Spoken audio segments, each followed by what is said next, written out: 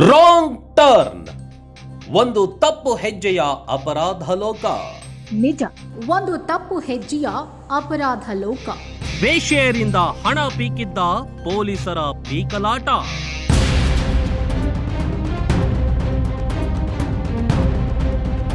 ವೇಶ್ಯೆಯರಿಂದ ಲಂಚ ಪಡೆದ ಘಟನೆ ಇದೀಗ ಪೊಲೀಸ್ ಇಲಾಖೆಯನ್ನೇ ಬೆಚ್ಚಿ ಬೀಳಿಸಿದೆ.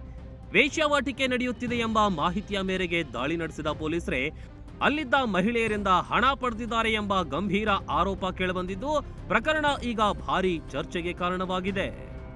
ಈ ಘಟನೆ ನೆರೆಯ ಆಂಧ್ರಪ್ರದೇಶದ ಕಡಪ ಜಿಲ್ಲೆಯ ಪ್ರದಟೂರಿನಲ್ಲಿ ನಡೆದಿದೆ. ಮಾಹಿತಿಯ ಪ್ರಕಾರ ಡಯಲ್ 100ಗೆ ಬಂದ ದೂರಿನ ಆಧಾರದ ಮೇಲೆ ಇಬ್ಬರು ಪೊಲೀಸ್ ಕಾನ್ಸ್ಟೇಬಲ್ಗಳು ಹಾಗೂ ಒಬ್ಬ ಸ್ಟೇಷನ್ ಇನ್ಚಾರ್ಜ್ ಸ್ಥಳಕ್ಕೆ ತೆರಳಿದ್ರು. ಅಲ್ಲಿ ತಿರುಪತಿಯಿಂದ ಬಂದಿದ್ದ ಕೆಲ ಮಹಿಳೆಯರು ಹಾಗೂ ಕೆಲವು ವಿಟ ಪುರುಷರು ಇದ್ದರು ಎನ್ನಲಾಗಿದೆ. ಎಲ್ಲರೂ ಠಾಣೆಗೆ ಬರಬೇಕು, ಆಧಾರ್ ಕಾರ್ಡ್ ಕೊಡಿ ಎಂದು ಪೊಲೀಸರು ತಾಕೀತು ಮಾಡಿದ ಬಳಿಕ ಮಹಿಳೆಯರು, ಸಾರ್ ನಮ್ಮನ್ನ ಬಿಟ್ಟು ಬಿಡಿ, ಹೊಟ್ಟೆಪಾಡಿಗಾಗಿ ಇಲ್ಲಿಗೆ ಬಂದಿದ್ದೇವೆ, ಕಣ್ಣೀರು ಹಾಕಿ ಗೋಗರ್ದಿದ್ದಾರೆ. ಇದೇ ವೇಳೆ ಹಣ ಕೊಟ್ರೆ ಬಿಡ್ತೀವಿ ಎಂದು ಪೊಲೀಸರು ಹೇಳಿದ್ದಾರೆ ಎಂಬ ಆರೋಪ ಕೇಳಿಬಂದಿದೆ. ಮಹಿಳೆಯರ ಬಳಿ ನಗದು ಇರಲಿಲ್ಲ, ಹೀಗಾಗಿ ಫೋನ್ ಪೇ ಸಂಖ್ಯೆ ನೀಡುವಂತೆ ಕೇಳಲಾಗಿದ್ದು, ಒಬ್ಬ ಪೊಲೀಸ್ ಸಿಬ್ಬಂದಿ ತನ್ನ ಪರಿಚಯದ ವ್ಯಕ್ತಿಯ ಸಂಖ್ಯೆಯನ್ನ ನೀಡಿದ್ದಾನೆ. ಬಳಿಕ ಆ ಸಂಖ್ಯೆಗೆ 50,000 ವರ್ಗಾಯಿಸಲಾಗಿದೆ ಎಂಬ ಆರೋಪ ಈಗ ಪ್ರಕರಣದ ಕೇಂದ್ರ ಬಿಂದುವಾಗಿದೆ.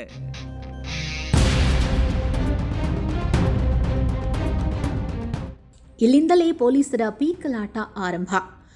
ಪ್ರಕರಣ ಬಹಿರಂಗವಾಗ್ತಿದ್ದಂತೆ ಆರೋಪ ಎದುರಿಸುತ್ತಿರುವ ಪೊಲೀಸ್ ಸಿಬ್ಬಂದಿ ಹುಷಾರಾಗಿದ್ದು, ರಕ್ಷಣಾತ್ಮಕ ಧೋರಣೆ ತಾಳಿದ್ದು, ಹೊಸ ವಿವರಣೆ ನೀಡಲು ಮುಂದಾಗಿದ್ದಾರೆ. ನಾವು 50,000 ಕೇಳಿಲ್ಲ, 5,000 ಮಾತ್ರ ಕೇಳಿದ್ದೇವೆ ಎಂದು ಅವರು ಸಮರ್ಥಿಸಿಕೊಳ್ತಿರೋದಾಗಿ ತಿಳಿದು ಬಂದಿದೆ. ಅಷ್ಟೇ ಅಲ್ಲ, ತಪ್ಪಾಗಿ 50,000 ಬಂದಿದ್ರಿಂದ ಅದನ್ನ ಹಿಂತಿರುಗಿಸಲು ಪ್ರಯತ್ನಿಸಿದ್ದೇವೆ. ಆದರೆ ಹಣ ಕಳುಹಿಸಿದ ಫೋನ್ ಪೇ ಸಂಖ್ಯೆ ಸ್ವಿಚ್ ಆಫ್ ಆಗಿತ್ತು ಎಂಬ ವಾದವನ್ನ ಮುಂದಿಟ್ಟಿದ್ದಾರೆ ಎನ್ನಲಾಗಿದೆ. ಆಂತರಿಕ ತನಿಖೆ ಶುರು. ಈ ಬೆಳವಣಿಗೆ ಹಿರಿಯ ಪೊಲೀಸ್ ಅಧಿಕಾರಿಗಳ ಗಮನಕ್ಕೆ ತಲುಪಿದ್ದು, ಸಂಬಂಧಪಟ್ಟ ಸಿಬ್ಬಂದಿ ವಿರುದ್ಧ ಆಂತರಿಕ ತನಿಖೆ ಆರಂಭಿಸಿರುವುದಾಗಿ ಮಾಹಿತಿ ಲಭ್ಯವಾಗಿದೆ.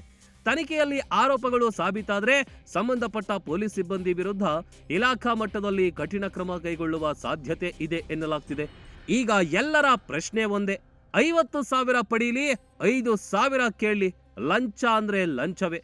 ಹಣದ ಮೊತ್ತ ಮುಖ್ಯವಲ್ಲ, ಅಧಿಕಾರ ದುರುಪಯೋಗ ಮಾಡಿ ಲಂಚ ಕೇಳಿರುವುದೇ ದೊಡ್ಡ ತಪ್ಪು. ಆರೋಪಗಳು ಸಾಬೀತಾದ್ರೆ ತಪ್ಪಿತಸ್ಥ ಪೊಲೀಸರ ವಿರುದ್ಧ ಯಾವುದೇ ಮುಲಾಜಿಲ್ಲದೆ ಕಠಿಣ ಕ್ರಮ ಕೈಗೊಳ್ಳಲೇಬೇಕು. ಆಗ ಮಾತ್ರ ಇಲಾಖೆಯ ಮೇಲಿನ ಜನರ ನಂಬಿಕೆ ಉಳಿಯುತ್ತೆ.